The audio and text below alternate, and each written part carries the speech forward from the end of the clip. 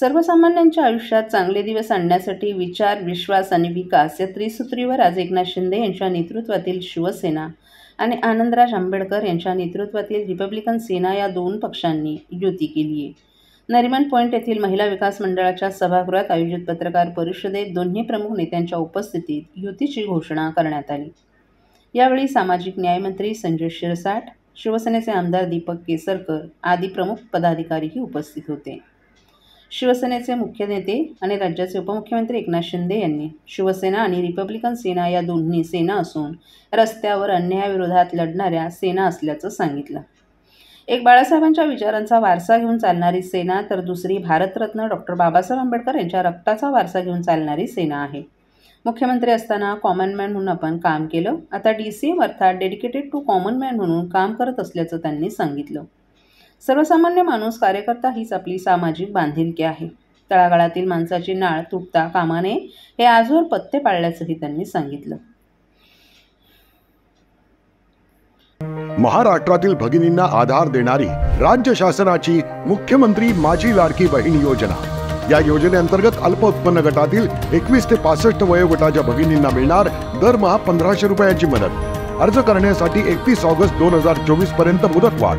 कुटुंबाचं वार्षिक उत्पन्न 2.5 लाख रुपयांपेक्षा कमी असलेल्या महिला पात्र. कुटुंबाकडे पिवळं किंवा केशरी रेशन कार्ड असल्यास उत्पन्नाचा दाखला आवश्यक नाही. पांढरं रेशन कार्ड असेल किंवा रेशन कार्ड नसेल तर कुटुंबाचं वार्षिक उत्पन्न 2.5 लाखांपेक्षा कमी असल्याचा दाखला आवश्यक. योजनेसाठीचा ऑनलाईन अर्ज नारी शक्ती दूत ॲपवरून किंवा पोर्टलवर भरता येईल. ज्या भगिनींना ऑनलाईन अर्ज भरता येत नसेल त्यांच्यासाठी अंगणवाडी, ग्रामपंचायत, वॉर्ड ऑफिस, सेतू सुविधा केंद्रामध्ये किंवा आशाताई बचत गटाच्या CRP यांची मदत उपलब्ध. आता आपल्याला अभिमानानं म्हणता येईल, सुखी आणि सुरक्षित आहे माझी लाडकी बहीण. ठाणे लोकसभा मतदारसंघातील सर्व रेल्वे स्थानकांवर प्रवाशांसाठी मूलभूत सोयी सुविधा देण्यात मध्य रेल्वे प्रशासनाकडून दिरंगाई होत आहे. खासदार नरेश म्हस्के यांनी मध्य रेल्वेचे महाप्रबंधक धर्मवीर मीना यांची आज भेट घेऊन बैठक घेत चांगलाच सज्जड दम देत लवकरात लवकर विकास कामं पूर्ण न केल्यास जनआंदोलन करण्याचा इशारा दिलाय.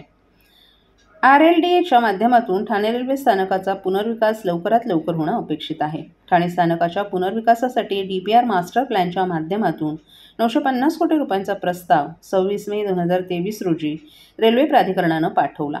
आपण निवडून आल्यापासून या विकास कामासाठी नियमित पाठपुरावा करत आहोत, मात्र अद्याप पुनर्विकासाची प्रक्रिया सुरू झाली नाही.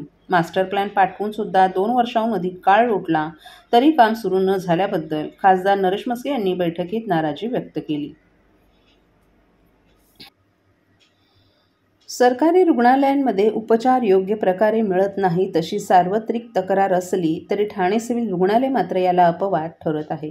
गरजू रुग्णांना महात्मा फुले जन आरोग्य योजना आणि धर्मादाय रुग्णालय योजना अंतर्गत मोफत आणि गुणवत्तापूर्ण उपचार मिळवून देण्यात ठाणे सिव्हिल हॉस्पिटल मानवता धर्म पाळत आहे. सिव्हिल रुग्णालयात दररोज साधारणतः 600 ते 700 रुग्ण उपचारासाठी येत असून काहींवर लहान मोठ्या शस्त्रक्रिया आणि उपचार नियमितपणे पार पाडले जात आहेत. रुग्णालयात काही सुविधा उपलब्ध नसल्यास अशा गरजूंना रुग्णांना तातडीनं दुसऱ्या रुग्णालयात पाठवण्याची कार्यपद्धती सिव्हिल रुग्णालयात यशस्वीपणे राबवली जात आहे. जिल्हा शल्य चिकित्सक डॉक्टर कैलास पवार, अतिरिक्त जिल्हा शल्य चिकित्सक डॉक्टर धीरज महांगडे यांच्या मार्गदर्शनाखाली 2024 ते 2025 या कालावधीत जिल्हा रुग्णालय ठाणे येथून सुमारे 50 गरजू रुग्णांना मोफत उपचार मिळवून देण्यात आले. रुग्णालयात उपचार शक्य नसलेल्या जटिल प्रकरणांमध्ये संबंधित रुग्णांना महात्मा ज्योतिबा फुले जन आरोग्य योजना तसंच धर्मादाय रुग्णालय योजनेअंतर्गत खाजगी रुग्णालयांमध्ये दाखल करून त्यांच्यावर चांगले उपचार करण्यात आले आहेत. राष्ट्रवादी काँग्रेस शरदचंद्र पवार पक्षाचे राष्ट्रीय सरचिटणीस तथा विधिमंडळ गटाचे आमदार डॉक्टर जितेंद्र आव्हाड यांच्यावर वैयक्तिक टीका टिप्पणी करणारे आमदार गोपीचंद पडळकर यांच्या प्रतिमेला राष्ट्रवादी काँग्रेस शरदचंद्र पवार पक्षाचे जिल्हा अध्यक्ष सुहास देसाई, कार्याध्यक्ष प्रकाश पाटील, महिला अध्यक्षा सुजाता घाट यांच्या नेतृत्वाखाली जोडे मारो आंदोलन करण्यात आलं. विशेष म्हणजे पडळकर यांचं नाव न घेता करारा जवाब मिलेगा असा इशारा सुहास देसाई यांनी दिला. डॉक्टर जितेंद्र आव्हाड हे आज विधिमंडळाच्या प्रवेशद्वारावर धनंजय देशमुख यांच्यासह चालत असताना पडळकर यांनी अचानक गाडी थांबवून तसंच गाडीचा दरवाजा उघडून डॉक्टर जितेंद्र आव्हाड आणि धनंजय देशमुख यांना इजा करण्याचा प्रयत्न केला. डॉक्टर जितेंद्र आव्हाड हे गाडीकडे पाहत असताना गोपीचंद पडळकर यांनी शिवीगाळी केली. या घटनेचा निषेध म्हणून ठाणे शहरात राष्ट्रवादीच्या पदाधिकाऱ्यांकडून जोरदार आंदोलन करण्यात आलं. यावेळी कार्यकर्त्यांनी मंगळसूत्र चोराला अटक करा, मंगळसूत्र चोराला बेड्या घाला अशा घोषणा दिल्या. तसंच पडळकर यांच्या प्रतिमेला जोडे मारले. यावेळी सुहास देसाई यांनी पुरोगामी चळवळीतील कार्यकर्त्यांना अर्बन नक्षल ठरवण्याचा अधिकार कोणी दिला? सत्ताधारी पक्षात असल्यानंच ही दादागिरी केली जात असेल तर तो लोकशाहीचा खून आहे. गुगलवर एका महाशयाचे फोटो आहेत. माझ्या हातात हा फोटो गुगलवरूनच घेतलेला आहे. असे लोक जर नेतृत्व करणार असतील तर महाराष्ट्राचं काय होणार? आमच्या डॉक्टर जितेंद्र आव्हाड यांच्या अंगावर गाडी घालून त्यांना जीवे मारण्याचा प्रयत्न केला आहे. परंतु लक्षात ठेवा, महाराष्ट्र हा शंड नाही. या गोष्टीचा करारा जवाब मिळेगा असा त्यांनी इशारा दिला.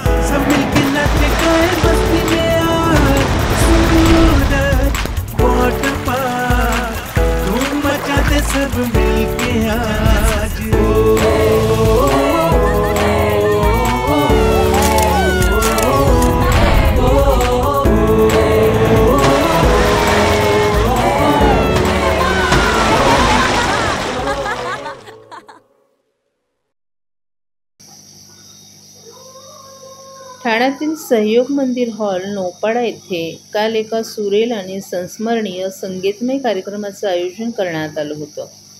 अशोक हर्ष प्रेझेंट्स आणि कविता जाधव यांच्या पुढाकारानं हिट्स ऑफ बॉलिवूड हा कार्यक्रम पार पडला. या कार्यक्रमात जुन्या आणि लोकप्रिय बॉलिवूड गीतांचा सुरेल नजराणा रसिकांना अनुभवायला मिळाला. LED स्क्रीनच्या साहाय्यानं सादरीकरण अधिक आकर्षक करण्यात आलं होतं. उपस्थित रसिकांसाठी लकी ड्रॉचंही आयोजन करण्यात आलं होतं, ज्यामुळे प्रेक्षकांमध्ये विशेष उत्साह पाहायला मिळाला.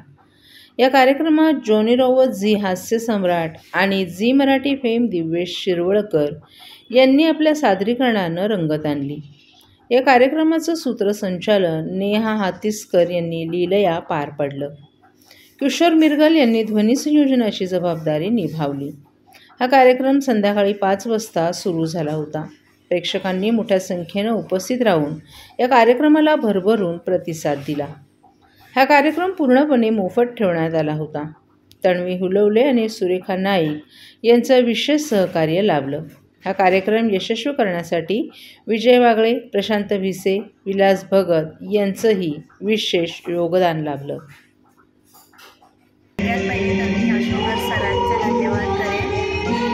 आम्ही 19 मार्चला महिला दिन केला होता आणि नंतर सगळे आमचे सिंगर्स जे मेल्स आहेत त्यांनी मागणी केली की सर आणि कविता मॅडम की तुम्ही फक्त महिलांसाठीच करता, तो मेल्सने कधी नसतं आणि तो फक्त आणि फक्त अशोक हर्षेच करू शकतात. ते करण्यासाठी खूप मोठं मन लागतं. कुठल्याही सिंगर्सकडून काही मानधन न घेता अशोक सरांनी एवढा मोठा लावाजमा जो केलेला आहे. LED, साऊंड आणि ऑडियन्ससाठी फ्री लकी ड्रॉ आहेत आणि हे फक्त आणि फक्त अशोक हर्ष आणि अशोक हर्ष प्रेझेंटमध्येच होऊ शकतो. आणि आम्ही तिघीजणी, मी, तन्वी आणि सुरेखाताई, आमच्या तिघींची साथ सरांना सदैव असेल आणि आम्ही सरांसोबत आहोत आणि असेच छान छान कार्यक्रम करत राहू हीच ईश्वरचरणी प्रार्थना. कार्यक्रमाच्या आयोजकबद्दल मी एकच सांगते की आमचं हे टीमवर्क आहे.